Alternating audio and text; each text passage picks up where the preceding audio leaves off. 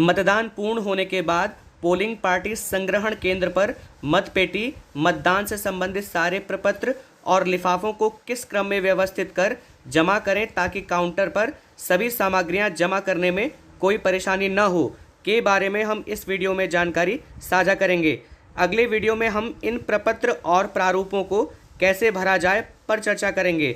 Video अत्यंत उपयोगी होने वाला है, इसलिए वीडियो को अंत तक जरूर देखिएगा। देखिए, जब भी पोलिंग पार्टी कलेक्शन सेंटर यानी कि जहां से सामग्रियां प्राप्त की थी वहां पर जब वापस पहुंचेगी तो मतपेटी एवं मतदान सामग्रियों को जमा करना होगा और किस क्रम में जमा करना होगा आइए हम आपको बताते हैं। देखिए, जब भी आप कलेक्शन सेंटर पर पहुंचेंगे तो आपको 4 चीज़ें जमा करनी है। इसमें जो सबसे पहला है कि सीधे काउंटर पर जमा होने वाले अभिलेख, इसमें जो दूसरा है वो है सांविधिक लिफाफा, और जो तीसरा है वो है असंवैधिक लिफाफा, और चौथा है अन्य सामग्री। अब आइए हम एक एक करके इस पर डिटेल में चर्चा करते हैं। इसमें जो सबसे पहला है कि सीधे काउंटर पर जमा होने वाले अभिलेख, कि आप जैसे ही संग्रहण केंद्र पर पहुंचेंगे या कलेक्शन सेंटर पर पहुंचेंगे तो सबसे पहली चीज़ आपको सील्ड मतपेटी जमा करनी होगी। काउंटर के उस पार एक आदमी की रिजर्व ड्यूटी होती है कि वो मतपेटी को संग्रहित करेगा। उसके बाद पहले बिंदु के अंतर्गत जो दूसरा पॉइंट है वो है मतपत्र लेखा लिफाफे में। देखिए, आप 4 पदों के लिए मतदान करवा रहे हैं, ग्राम पंचायत सदस्य, ग्राम प्रधान, क्षेत्र पंचायत सदस्य और जिला पंचायत सदस्य। सबके लिए अलग अलग मतपत्र लेखा बनना है और अलग अलग लिफाफों में रखा जाना है। तो उन चारों लिफाफों को आपको क्या करना होगा, सीधे काउंटर पर जमा करना होगा। इसमें तीसरा है पीठासीन अधिकारी की डायरी। देखिए, पीठासीन अधिकारी की डायरी एक बहुत महत्वपूर्ण अभिलेख है, इसे भी सीधे काउंटर पर जमा करना होगा। तो सीधे काउंटर पर कौन कौन सी सामग्रियां और कौन कौन से लिफाफे आपको जमा करने हैं पर हमारी चर्चा हो गई। अब आइए दूसरे नंबर पे आते हैं, सांविधिक लिफाफा। देखिए, ये एक बड़ा लिफाफा होता है और ये एक सील्ड लिफाफा होता है, इसको सील करना होता है। इसके अंदर कौन कौन से लिफाफे होते हैं और क्या उन्हें सील करना चाहिए कि नहीं पर हम अब चर्चा करेंगे। देखिए, यहाँ पे लिखा है कि सांविधिक लिफाफा और ब्रैकेट में लिखा है कि 8 सामग्रियां सील्ड बंद लिफाफे में रखी जाएंगी। देखिए, जो सांविधिक लिफाफा होता है वो भी सील होता है, लेकिन उसके अंदर 8 सामग्रियां भी आपको रखनी होंगी और उनके जो लिफाफे होंगे वो भी सील्ड किए जाएंगे। इसमें जो सबसे पहला है कि सील बंद आवरण जिसमें निर्वाचक नामावली की चिन्हित प्रति हो। देखिए, जो प्रथम मतदान अधिकारी होता है उसके पास निर्वाचक नामावली की चिन्हित प्रति होती है, तो मतदान के अंत में निर्वाचक नामावली को आपको एक लिफाफे में बंद करके सील करना होगा और इसे आप सांविधिक लिफाफे में डालेंगे। इसमें जो दूसरा है कि सीलबंद आवरण जिसमें प्रयुक्त मतपत्रों के प्रतिपर्णों के साथ साथ निविदत्त मतपत्रों के प्रतिपर्ण रखे गए हों। इसे ध्यान से समझिएगा कि वो बैलेट पेपर, वो मतपत्र जो प्रयुक्त हो चुके हैं, जिनका यूज हो चुका है, उनका जो शेष भाग बचेगा जब फाड़ने के बाद, जब आप मतपत्र को फाड़ेंगे तो उसके बाद जो शेष भाग बचेगा उसे प्रतिपर्ण कहते हैं। तो जो यूज्ड प्रतिपर्ण हैं और जो निवेदित मतपत्रों के प्रतिपर्ण हैं उनको आप एक साथ रखेंगे और उन्हें एक लिफाफे में बंद कर कर उसे भी सील बंद करेंगे और उसे आपको सांविधिक लिफाफे में भरना होगा। इसमें जो तीसरा है वो है सीलबंद आवरण जिसमें प्रतिपर्ण सहित ऐसे मतपत्र जो पीठासीन अधिकारी के द्वारा हस्ताक्षरित हों किंतु प्रयुक्त न किए गए हों। देखिए, ऊपर वाले बिंदु में आपने प्रयुक्त मतपत्रों के प्रतिपर्ण रखे थे, लेकिन इस बिंदु के अंतर्गत आपको वो मतपत्र प्रतिपर्ण सहित रखने हैं, यानी कि मतपत्र भी होगा और प्रतिपर्ण भी होगा, यानी कि पूरा बैलेट पेपर होगा। वो ऐसे बैलेट पेपर होंगे जिनके पीछे पीठासीन अधिकारी के हस्ताक्षर होंगे लेकिन उनका यूज न हुआ हो। इसमें चौथा पॉइंट है कि सीलबंद आवरण जिसमें निवेदित मतपत्रों सहित ऐसे अन्य मतपत्र हों जो प्रयुक्त न किए गए हों।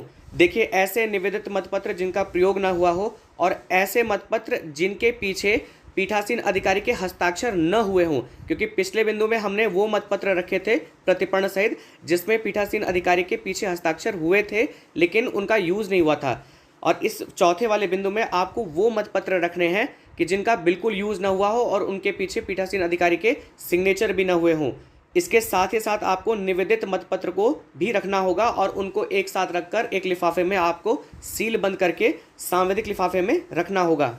आप एक एक पॉइंट को ध्यान से सुनिए, सभी चीज़ें आसान हो जाएंगी। अब देखिए, इसमें जो अगला बिंदु है वो ये है कि सीलबंद आवरण जिसमें निवेदित मतपत्र और निवेदित मतपत्र की सूची रखी गई हो। देखिए, ऊपर हमने निवेदित मतपत्र के प्रतिपर्ण की चर्चा की थी, आप लोग ध्यान से सुनिएगा।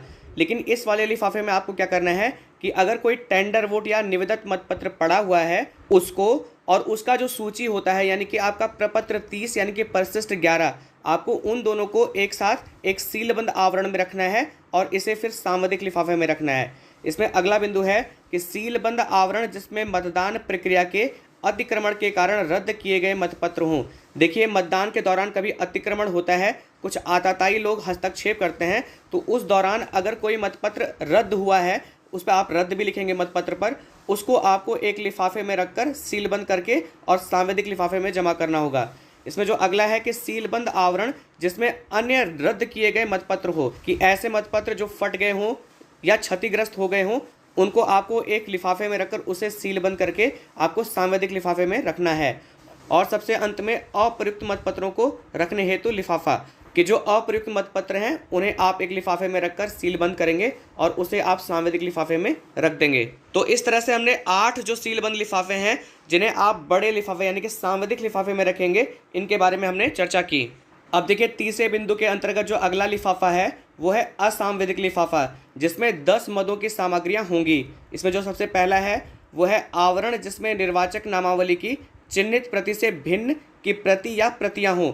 देखिए, जो ऊपर सांविधिक लिफाफा था उसमें जो सबसे पहला वाला बिंदु था उसमें हमने निर्वाचक नामावली की चिन्हित प्रति रखी थी, लेकिन इसमें क्या करना है आपको कि निर्वाचक नामावली की जो चिन्हित प्रति से भिन्न यानी कि जो आपकी ब्लैंक चिन्हित प्रति होगी जिसपे कोई चिन्ह न लगा हो, उसको आपको एक आवरण में या लिफाफे में भरकर और असांविधिक लिफाफे में रखना होगा। देखिए, इसे सीलबंद करने की कोई आवश्यकता नहीं है, न तो असांविधिक लिफाफे को और न तो उसके अंदर जो लिफाफे हैं उनको भी आपको सील नहीं करना है। इसमें दूसरा है कि आवरण जिसमें मतदान अभिकर्ताओं के नियुक्त पत्र हों, यानी कि जो पोलिंग एजेंट का नियुक्ति पत्र होगा वो आपको एक लिफाफे में भरकर और उसे असांविधिक लिफाफे में रखना होगा। इसमें जो तीसरा है कि आवरण जिसमें निर्वाचक कर्तव्य प्रमाण पत्र हो, कि निर्वाचन का जो कर्तव्य प्रमाण पत्र होता है उसको आपको एक लिफाफे में भरकर असांविधिक लिफाफे में रखना होगा। इसमें अगला है सीलबंद आवरण में आपत्तिकृत मतों की सूची हो, कि अगर कोई मत आपत्तिकृत हो तो उसकी सूची जो है वो आप सीलबंद करेंगे। ध्यान दीजिएगा, उसे सीलबंद लिफाफे में रखकर उसे आपको असांविधिक लिफाफे में रखना होगा। इसमें जो अगला है कि आवरण जिसमें नेत्रहीन और विकलांग मतदाताओं की सूची और उनके साथियों की घोषणाएं हों। देखिए, विकलांग और नेत्रहीन जो मतदाता होते हैं उनके साथ में एक अटेंडेंट आता है, उसके लिए आपको एक घोषणा पत्र भरवाना होता है, तो वो जो घोषणा पत्र है उसे एक आवरण में भरकर उसे आपको असांविधिक लिफाफे में रखना होगा। इसमें जो अगला है कि आवरण जिसमें निर्वाचकों से उसकी आयु के संबंध में प्राप्त की गई घोषणाएं और ऐसे निर्वाचकों की सूची हो। देखिए, कुछ ऐसे मतदाता आते हैं जिनके आयु पर प्रश्न चिन्ह लगता है, तो उनकी जो घोषणा होगी उससे संबंधित जो प्रपत्र होगा उसे आपको एक लिफाफे में भरकर असांविधिक लिफाफे में रखना होगा। इसमें अगला है कि आवरण जिसमें आपत्ति किए गए मतों के संबंध में रसीद, बही और नकदी यदि कोई हो रखी गई हो। देखिए, इस बिंदु के अनुसार कुछ मतदाताओं पर आपत्ति लगती है कि ये वो मतदाता नहीं है, तो इस संबंध में क्या होता है, एक रसीद बही बनती है, जमानत जमा करवाई जाती है, तो उससे संबंधित जो प्रपत्र होता है उसे एक आपको आवरण में रखकर असांविधिक लिफाफे में रखना होगा। इसमें अगला है कि आवरण जिसमें अप्रयुक्त और क्षतिग्रस्त पत्र मुद्राएं हों। देखिए, जिससे मतपेटी को सील किया जाता है उसे पत्र मुद्राएं कहते हैं। तो जो अगर कोई ऐसी पत्र मुद्रा है कि जो क्षतिग्रस्त हो गई हो या अप्रयुक्त हो, जिसका यूज ना हुआ हो, उसको आपको एक लिफाफे में रखकर उसे असांविधिक लिफाफे में रखना होगा। इसमें अगला है अवशेष पत्र मुद्रा का लिफाफा बिना सील किए हुए, कि देखिए जो बच गई हैं, जो अवशेष पत्र मुद्राएं हैं, उनको आपको एक लिफाफे में रखना है और उसको असांविधिक लिफाफे में रखना होगा। और इसमें सबसे अंतिम है पीठासीन अधिकारी की घोषणाओं संबंधी लिफाफा। देखिए, पीठासीन अधिकारी जितनी भी घोषणाएं करता है, चाहे वो मतदान के प्रारंभ में हो, मध्य में हो या अंत में हो, वो सभी जो घोषणाएं होंगी वो एक लिफाफे में रखकर उन्हें असांविधिक लिफाफे में रखना होगा। तो इस तरह से असांविधिक लिफाफे में जो 10 लिफाफे आपको रखने हैं उसके बारे में हमने चर्चा की। देखिए, कलेक्शन काउंटर में सबसे अंत में अन्य सामग्रियों के अंतर्गत जो चीज़ें आपको जमा करनी है उसमें सबसे पहले है धातु की पत्ती, पुशर। तृतीय मतदान अधिकारी जिस पत्ती या पुशर की मदद से मतपेटी में अटके हुए मतपत्र को ढकेलता है उसे हम क्या कहते हैं, पत्ती या पुशर कहते हैं। इसमें जो दूसरा है वो है धारदार पत्ती। बैलेट पेपर को फाड़ने के लिए एक धारदार पत्ती होती है, वो भी आपको जमा करना है। अमिट स्याही की सीसी। प्रथम मतदान अधिकारी मतदाता की उंगली पर जिस अमिट स्याही से निशान लगाता है उसकी जो बची हुई अमिट स्याहियाँ हैं वो आपको जमा करनी होगी। Stamp pad. देखिए, जिसमें डिप करके एरो क्रॉस सील को जब डिप करते हैं और मतपत्र पे लगाते हैं तो जो स्टैम्प पैड होता है वो भी जमा करना है। अन्य कोई कागज़, अगर कोई कागज़ शेष बच गया तो वो भी जमा करना है। पीठासीन अधिकारी की निर्देश पुस्तिका, कि पीठासीन अधिकारी की जो निर्देश पुस्तिका है वो भी जमा करना है। धातु की सील, जिससे हम क्या करते हैं कि मतपेटी वगैरह को सील करते हैं, वो भी जमा करना है। सुवेदक चिन्ह की मुहर, मतपत्रों के पीछे जो सुवेदक चिन्ह लगता है जिसपे एंट्रीज भरनी होती है और पीठासीन अधिकारी को सिग्नेचर करना होता है, वो सुवेदक चिन्ह भी वापस करना है। Arrow cross mark rubber stamp, जिससे मतपत्र पर वोट दिया जाता है, वो भी आपको जमा करना होगा। खाली मतपेटिका किट बैग में अलग से जमा की जाएगी। अगर कोई खाली मतपेटी बच जाती है तो उसे भी हम क्या करेंगे कि अलग से किट बैग में भरकर जमा करना होगा। इसमें देखिए कुछ नोट हैं, वो आप देख लीजिए। यदि किसी लिफाफे में कोई सामग्री न रखी जानी हो तो ऐसे लिफाफे में एक सादे कागज पर 0 लिखकर लिफाफे में डाल दें ताकि पैकेट की वापसी में कोई असुविधा ना हो। साथ ही यह ध्यान दें कि प्रत्येक प्रारूप में निर्धारित कॉलमों में जो सूचनाएं भरनी अपेक्षित हों उसे अनिवार्य रूप से भरें। तो ये आप समझ गए होंगे।